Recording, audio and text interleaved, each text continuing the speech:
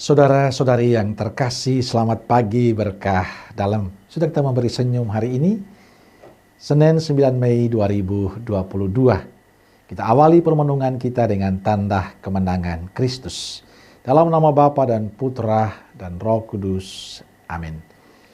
Permenungan kita diambil dari Injil Yohanes bab 10 ayat 1 sampai 10. Aku berkata kepadamu, sesungguhnya siapa yang masuk ke dalam kandang domba dengan tidak melalui pintu, tetapi dengan memanjat tembok, ia adalah seorang pencuri dan seorang perampok.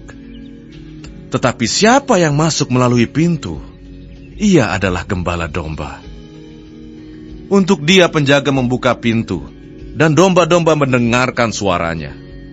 Dan ia memanggil domba-dombanya masing-masing menurut namanya, dan menuntunnya keluar.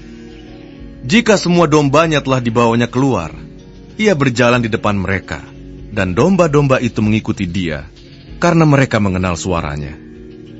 Tetapi seorang asing pasti tidak mereka ikuti, malah mereka lari daripadanya, karena suara orang-orang asing tidak mereka kenal.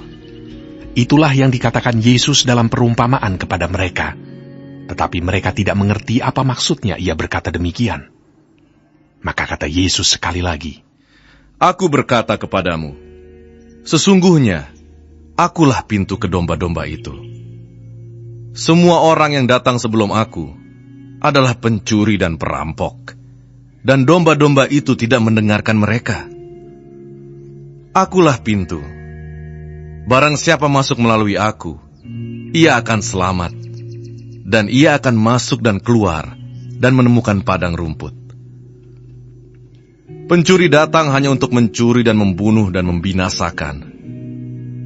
Aku datang supaya mereka mempunyai hidup dan mempunyainya dalam segala kelimpahan.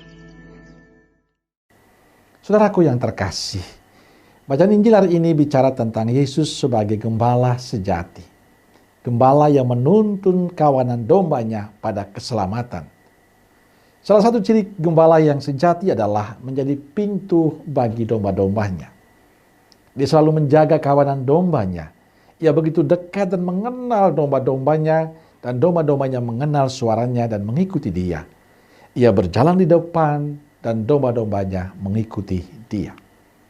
Saudaraku terkasih, cerita Yesus sebagai gembala sejati menunjukkan pada kita semua bahwa Yesus hadir dalam diri para pengikutnya. Ia akan selalu menjadi pintu bagi kita semua. Karenanya kita dipanggil untuk berusaha menemukan pintu itu, yakni Yesus sendiri, dan dia akan membawa kita masuk kepada kedamaian dan keselamatan. Pintu itu akan selalu terbuka untuk semua orang yang ingin mendapatkan keselamatan. Pintu itu akan ditawarkan pada kita, Anda dan saya, tinggal tergantung pada kita masing-masing. Ingin masuk melalui pintu keselamatan itu, atau kita mau menciptakan pintu-pintu sendiri yang tentu menjauhkan kita dari Tuhan. Sebagai murid Yesus, kita dipanggil untuk selalu dekat dengan Dia agar kita bisa menemukan pintu keselamatan itu. Caranya adalah dengan tekun dalam doa-doa kita, tekun dalam permenungan kita, tekun dalam ekaristi. Kunci supaya kita bisa masuk melalui pintu keselamatan adalah selalu dekat dengannya. Masuklah dalam pintu keselamatan itu dan terus tekun mendekatkan diri dengan Tuhan. Saya yakin saudaraku yang terkasih, kita semua ingin mengalami kesatuan dengan Tuhan.